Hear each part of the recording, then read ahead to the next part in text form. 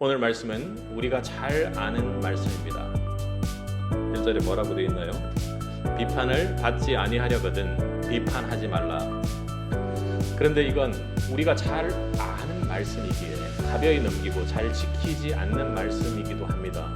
매우 거기에 함정이 있죠. 그러니까 우리가 성경을 믿지 않고 예수님을 믿지 않는 사람들도 다른 사람에 대해서 좋지 않은 얘기를 하는 것은 안 돼 하는 기본적인 명제를 가지고 있기 때문에 세상 사람들이 이 정도는 그냥 내가 알고 있는 것으로 착각하고 있다는 것이죠. 그것이 우리 믿는 사람에게 와서도 그대로 적용됩니다. 아마도 여기 여러분 살인을 저지른 사람은 이 자리에 없어도 여기에서 다른 사람을 비판하지 않는 사람은 없을 것입니다.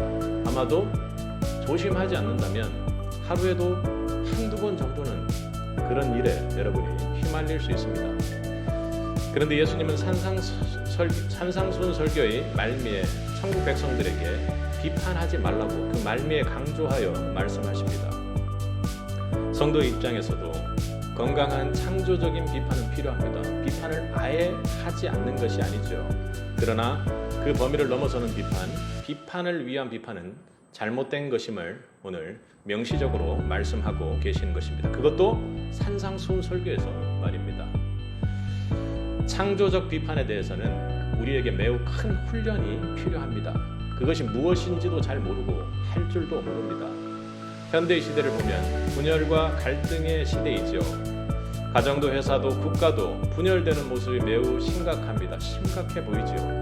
그리고 서로 사랑하라는 교회도 예외가 아닙니다. 그 갈등과 분열의 가장 큰 이유가 어쩌면 창조적인 비판의 태도를 갖지 못해서 그냥 내 욕심대로 내 이기적인 마음대로 다른 사람을 비판하기 때문에 이렇게 분열의 시대에 들어가지 않았나 그런 생각을 해봅니다. 오늘 본문은 비판하지 말라고 그렇게 이야기합니다. 너를 위해 비판한다고 하면서도 실제로는 자기 입장에서 남을 비난하고 판단 정죄하며 심판과 저주를 서슴지 않습니다. 비판에 대한 훈련이 제대로 되어 있지 않기 때문입니다. 그래서 말씀에 비추어 훈련이 필요한 것입니다. 오늘 말씀을 붙잡고 그것이 여러분 인생에서 은혜의 영역 안에 있는 훈련과 연단이 되기를 바랍니다. 그런 면에서 우리의 삶에 오늘 말씀을 적용해 보면 살아내는 것은 실제로 쉽지가 않습니다. 가벼이 지나가고 훈련이 되어 있지 않기 때문에 더욱 쉽지 않습니다. 비판받지 않으려면 비판하지 말라. 우리는 스스로 말씀에 따르고 산다고 그렇게 착각하며 삽니다. 교회 다니는 것이, 주일에 예배 드리는 것이, 그리고 말씀을 필사하는 것이, 말씀을 반복적으로 듣는 것이 우리의 영성에 좋긴 하지만 그것이 오늘 말씀과 같은 것을 우리가 철저히 지키도록 만들어주지는 않는 것 같습니다. 이것은 우리가 아이들과의 관계를 살펴보면 우리는 이 비판에 대해 고개를 저을지도 모릅니다. 믿는 부모들은 자식들을 가정에서 양육할 때 어떻게 양육합니까? 주의 교양과 훈계로 한다는 에베소서 말씀을 잘 알고 있습니다.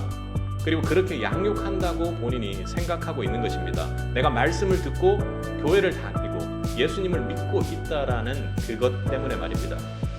그런데 조금만 들여다보면 참으로 그것은 큰 착각임을 우리는 가까운 현실 세계에서 볼 수 있습니다. 우리는 주의 교양과 훈계로 아이들을 양육한다는 것이 말씀에 맞추어 아이들을 키우는 것이라고만 생각합니다. 그래서 실제로 성경의 말씀에 비추어서 아이들이 만약 어긋난 것이 있으면 훈계하는 것이 양육하는 것이라 이렇게 생각하는 것이죠. 아이들에게 너 그렇게 말씀을 어기면 어떻게 되는지 알아? 그건 바로 지옥불에 떨어지는 일이야. 멸망받아. 그리고 심지어는 지옥불뿐만 아니라 심한 비난과 저주를 퍼붓습니다. 왜요? 성경에 위배되는 일들을 했기 때문에 그렇습니다. 이렇게 크리스찬 부모들이 흔히 실수를 범합니다. 크리스찬 부모들이 성경을 사랑하고 예수님을 사랑하기에 아이조차도 그것을 어겼을 때 극심한 분노와 스트레스를 받기 때문입니다. 그리고는 예수를 믿는다는 녀석이 어찌 그럴 수 있냐고 아이를 궁지에 몰아버립니다. 정도의 차이는 있겠지만 아이들 그러다 정말 떨어지고 맙니다. 은혜 밖으로 떨어지는 것이죠. 그것이 부모들이 원하는 것은, 크리스찬 부모들이 원하는 것은 아닐 것입니다. 그리고는 어떻게 합니까? 제가 이 아이를 위해 그렇게 기도했는데 하면서 아이들 앞에서 하나님을 원망하기까지 합니다. 그리고는 분을 품고 맹렬히 달려드는 맹수처럼 그렇게 행동하고는 이내 아이들에게 이 모든 것이 너를 위해서 한 것이라고 그렇게 이야기를 하죠. 이래서는 부모와 아이 사이에서도 건전한 비판이 될 수 없고, 그렇게 자란 아이 또한 건강하고 창조적인 비판을 할 수 없는 아이로 자라기에 세상과 국가와 그 아이가 속한 공동체가 모두 분열의 영에 사로잡혀 거기에 집중할 수밖에 없고 분열을 일으키는 아이로 자라날 수밖에 없는 것입니다. 요한복음 8장에 가늠한 여인에게 사람들은 그의 죄를 지적하며 맹렬히 달려들었습니다. 심지어 그 죄를 심판하기 위해 많은 사람들이 합세했죠. 그리고 예수님께 데리고 나왔습니다. 그러나 예수님은 만왕의 왕이고 심판자이신 그분은 그 여인이 간음했다면 혹은 간음하지 아니했을지라도 분명히 그녀에게 죄가 있음을 주님께서는 알았을 것입니다. 그러니까 그녀가 간음을 했든 하지 않았든 그녀의 죄를 예수님은 분명히 알고 계셨을 것입니다. 그러나 분명한 것은 예수님은 그녀를 정죄하지도 않았고 심판하지도 않았다라는 것입니다. 그렇다고 예수님이 그녀의 알고 있는 죄를 그냥 지나치지도 않았습니다. 나도 너를 정죄하지 아니하노니 다시는 가서 죄를 짓지 말라. 가서 다시는 죄를 짓지 말라. 내 사랑하는 자녀인 너에게 이 죄라는 것은 맞지 않으므로 이제는 가서 죄를 짓지 말라, 이렇게 말씀하셨습니다. 그렇다고 예수님께서 덮어놓고 그래 내가 용서해주지 이렇게 하시지 않았다는 것입니다. 분명한 것은 그녀의 죄를 정확히 알고 계신 그분이 그녀를 정죄하고 심판하지 않았다는 것입니다. 이것이 너의 죄이므로, 너는 죄인이므로, 너는 죄를 지었으므로 저주를 받아 마땅하다, 이렇게 말씀하지 않으셨습니다. 나도 너를 정죄하지 아니하노니 다시는 죄를 범치 말라. 그리고 이어지는 말씀으로 나는 세상의 빛이니 나를 따르는 자는 어둠에 다니지 않으니 하고 생명의 빛을 얻으리라. 아멘. 그렇게 말씀하셨습니다. 오늘 우리 부모님들에게 주님께서 말씀하십니다. 비판하지 말라. 아이를 심판하지 말라. 정죄하지 말라.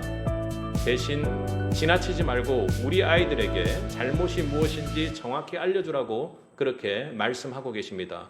그리고 다시 죄 짓지 않는 기회를 그들에게 주라고, 그 기회가 어둠에 다니지 않고 빛인 예수 그리스도를 따라다니게 만드는 것이 그 방법이라고 그렇게 말씀해 주고 계십니다.